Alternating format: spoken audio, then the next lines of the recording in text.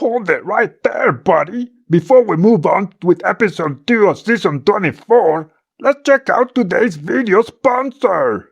Today, I want to talk about the brand new Max Micro SD card by 6, one of the fastest micro SD cards on the market, with read speeds up to 190 megabytes per second. That's crazy talk! You can use it on drones, cameras, dash cams, and anything that requires fast captures. There's gonna be a link in the video description. Thank you to the folks from 6 for sending me this to test it out. Alright everyone, let's get back to today's episode. Hoorah!